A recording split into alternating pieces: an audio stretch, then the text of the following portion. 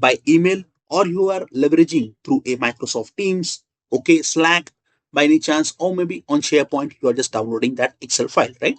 So remember, you can open Excel directly or Excel can open automatically when you open a file. Now that Excel is open, this is the first screen you will see. Okay, this is called Excel start screen. Okay, since this data is already there, don't want me to make you confuse more. I'll just do a control N over here, which is a shortcut key for new workbook, which I have did just now. And this is the blank workbook. Now that the Excel is open, okay, this is the first screen you will see. This is called Excel start screen. Okay. Do not worry if this looks confusing. I will explain only what you need right now. Now I will simply click on this option called file over here. Okay.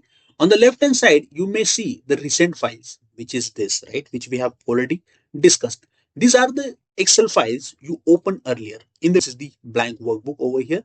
This is what we use. We want to start afresh. Okay.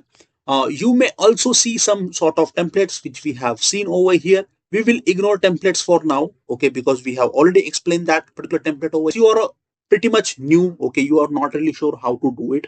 You can watch my previous video which we have already posted on YouTube, and we got a amazing responses there, right?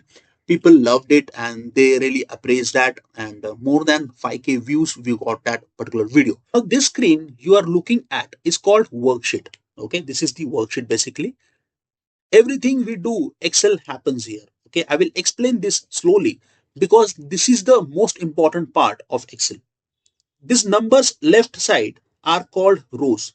You can see these numbers. Okay, 1, 2, 3, 4, 5, 6. Right? These are the numbers which are in horizontal. Right? This is to be called as a rows. Talk about column. Okay. Letters, right? You see here A, B, C, D. Okay, these are the vertical letters, which means these are our columns over here. Okay, in column and row meets, we call this as a cell. So this is the cell. And how we call this as a name over here? D7. This is the cell address we call it as. Now I will show you where the Excel shows what you type. Okay. This is the area called formula bar. Here we type the formulas. Whenever you click in a cell, the content of cell appears in the formula bar. This is very useful when you want to check or edit any data. I will now type some data over here. Okay. Suppose I have pressed 100 over here and hit a enter button over here. You can see the entry over here. Now I will type a Excel basics. Yes, I will say Excel basics over here. This is how I have typed the Excel basics over here. Also check the date as well. If in case you want to add any date, right, you can just add the date as well over here. And here just I'm simply typing the date over here, month and year. You can see, and it will automatically get change the date over here. You can see the top, right?